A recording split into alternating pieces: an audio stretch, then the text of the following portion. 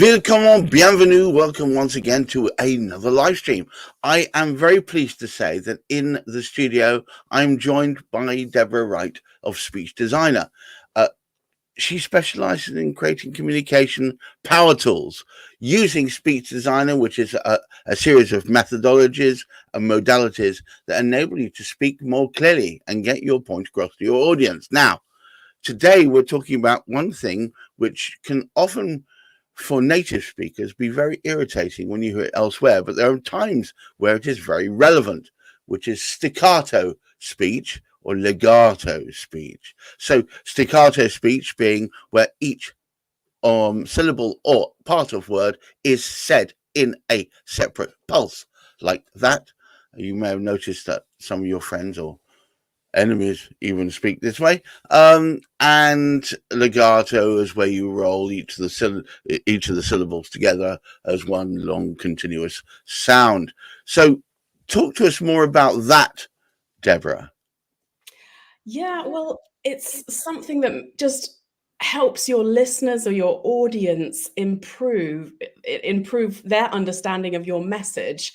And if I start to talk like this, and it's very difficult because if you've learned that and that's how your mother tongue sounds, then maybe when you're speaking a foreign language or presenting in a language, for example, English, then you are very difficult to listen to.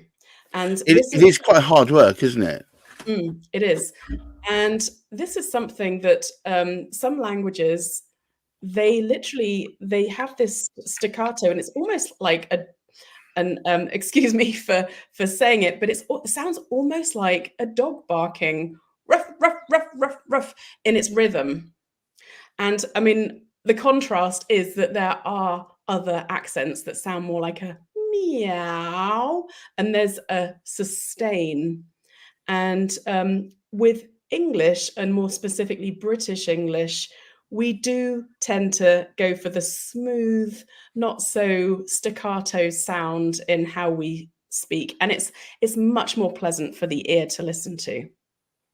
But very hard for foreign speakers who are novices at English sometimes to piece together the words, because the way they've always been used to it is by breaking it apart where the staccato pulses begin and end, right? That's right. And this is where in our training, part of our training is looking at the rhythm and the stress, as well as the melody and the sounds of pronunciation. Right. And so just a simple thing would be, for example, cup of tea, something very relevant to the British. I would like a cup of tea. And notice when I say cup of tea, I'm actually rolling the P and the of together, cup of tea.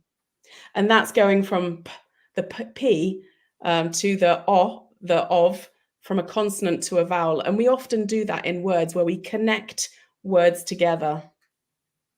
In fact, in colloquialisms, they go to the extreme of running it all together and creating one big compound noun, or a cup of tea, whereby you've rolled it all together into one thing. So that's the logical extreme. Although some people, as I say, from foreign climes might want to say cup of tea. Yes, exactly. And a recent incident of this is when I heard someone say something, if I can mimic it, they said, we need to take advantage of this opportunity. And to take, there's one thing there where we're saying the word to actually reduces to t. That's one thing that happens very often.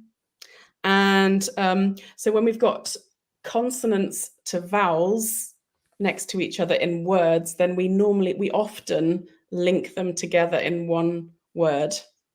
Yes, because the natural inclination for a native speaker is to roll the words together, to smooth those gaps, as you say, to make it legato. So let me ask you the question. Is there anything we can be doing if we're not native speakers, but we want to sound smoother in our speech. There is actually there are a few tricks. So, I mean, as well as the breathing techniques that any singing teacher will go through with you when you're warming your voice up, if you hold your hand in just in front of your mouth and do a presentation, and I know you can't do this when you're giving a presentation, but if you try it and you feel the bursts of air, but you can actually recognize a difference in the amount of air touching your hand if you practice giving a presentation Cup and of feel tea. air on your Do you hand. know, it's so I'd never considered it before. Cup of tea. So if I instead I go cup of tea, it reduces the Mhm. pressure. I don't feel so many pulses against my hand. Yeah, and you know, we love phrasal verbs in English, and that's verbs like where we add a preposition on, like off and on and under, and they're all beginning with vowels. So if you have the verb to turn off, unless you want to emphasize something, and sometimes we do want to emphasize something, you actually roll the N into the next word. So to turn off, to turn up. Well, the most actually, the most amusing versions of this is when you're talking about some animals. If we go, I like an horse. Uh, where you roll one into the other, and if you didn't know any better, you'd think that horse started with the letter N. Uh, Mm, but this classic, isn't it? mm. And so I've mentioned consonant to vowel, but there's also consonant to consonant. So for example, you've got the word best ending in T, actually no, yeah, or fast, and then you've got the word train. And we tend to say fast train and roll it all into one. Fast train, and almost drop the T on the end of fast. So consonant to consonant, if they're the same consonant. So fast train would be one. Isn't this, dare I say it, a very almost Germanic trait? Because a lot of German compound nouns are all made by sandwiching bunches of words together. Well, we are the same family of Indo-European languages. So it's possible that that's true. It feels almost like an echo of Saxon past. Where you take a bunch of descriptor words and roll them together. Now we just tend to do that naturally within a sentence, don't we? Yeah, that's true. Yeah, it's something that's natural, and that's where learning this, we're very much when we're explicitly learning something with a textbook and working hard and putting in the effort, we're in our prefrontal cortex, and it's getting to the flow state, which is the cerebellum at the back, which is the fluency, the flow part of our brain, and that's what we want to get to. So we know that sometimes, with our accent and the way we speak, it's entrenched, it's ingrained, those neuro pathways have gone deep, but we can't change that, but we can build habits which are stronger, which are more powerful, and that's where that's where we want to get you to in our language training. It is so important that you feel that you're speaking naturally. When I was learning French, I remember there was a week, I remember it very clearly, where I went from feeling like I had to concentrate on each word separately to the point where it reached a kind of flow state whereby I was able to speak sentences and it felt natural. And at that point onwards, I was taken as a natural speaker. Now, in the same way, I guess, when you're learning English, if you're able to roll the words into each other, that is considered to be the norm. So therefore, you'll just become part of the normal fabric of English speaking life. And I guess if you are learning to speak English proficiently, that's kind of where you want to get to. I think many people actually do speak English proficiently and really have that flow state that they've learned. But unfortunately, the pronunciation or the sounds Yes. are incorrect. And that's what we do at Speech Designer. We help you get the correct sounds. And that's very mechanical in some ways, where we look at the position of the tongue, and not just the tongue, it's the tip of the tongue or the front of the tongue and the middle of the tongue, on where it is, where it's touching, which zone, and actually breaking down the mouth into several zones. I won't say how many or which ones exactly, but we're very, very specific because we want to eliminate blurriness. We want to be very precise, just to help you be more precise. Well, ironically, to help us be more smooth. But what I was going to say is you have some really good little slides that I thought we could have a quick look at, if that's all right. Yes, sure. I'll just get them up. Because in these slides, what she's doing is actually giving you things that you guys can literally try yourself. So talk us through. So I mentioned before the phrasal verbs and consonant to vowels. So cup of tea. There's a few more, like last-evening. The last one there, last-evening, is something that I mean, like, you take any of these things, you could almost think that if you were untrained ear, you might think that pov is a word and gapple is a word, or dopening or stevening. So you've got two basic pulses, haven't you? Ka, pov, t, big, bi, gapple, grand dopening, la, stevening. So you know, and I suppose the secret to running them together is almost seeing them that way rather than thinking of cup of tea. Your cup of tea. Yes, I see how it runs.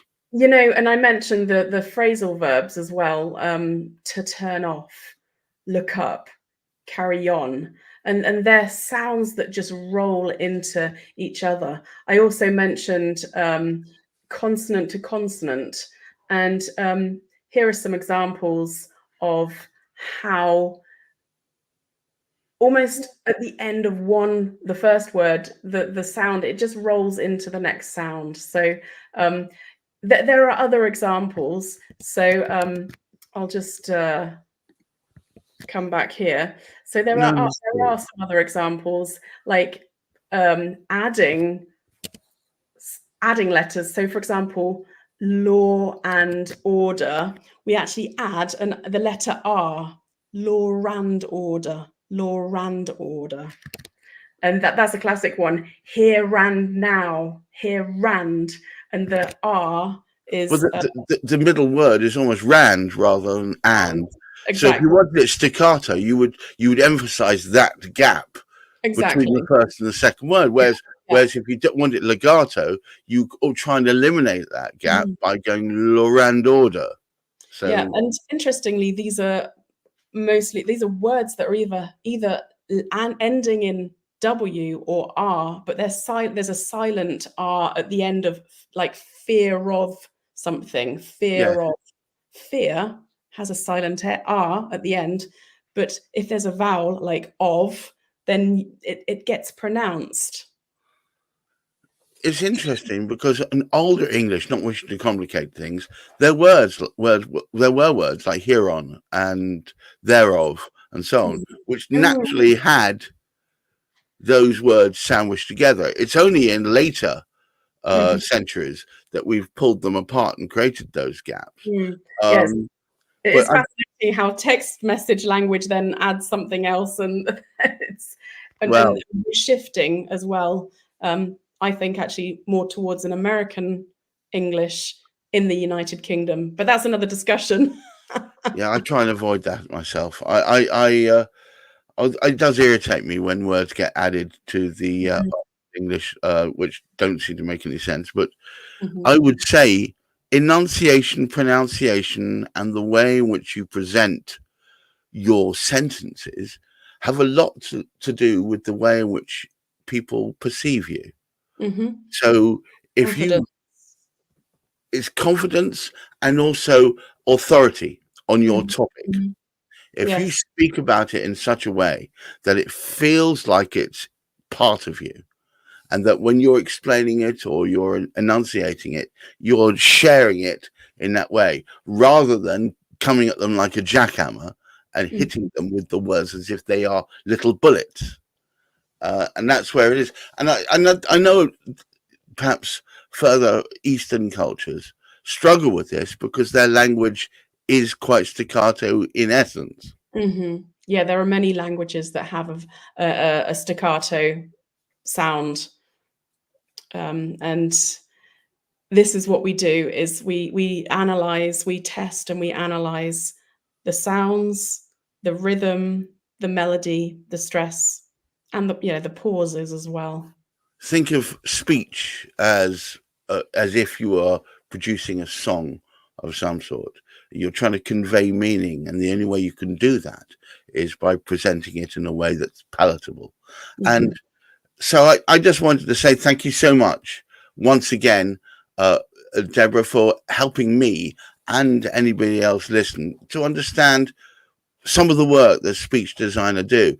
If you want to find out more, please don't hesitate to visit speechdesigner.com and have a discovery call with Deborah, and she'll talk with you through what her proposition is as far as you're concerned. And I'm sure you can come to terms on a method and a process that will help you speak in a more enunciated way. So, Deborah, thank you once again. Guys, do take advantage of this.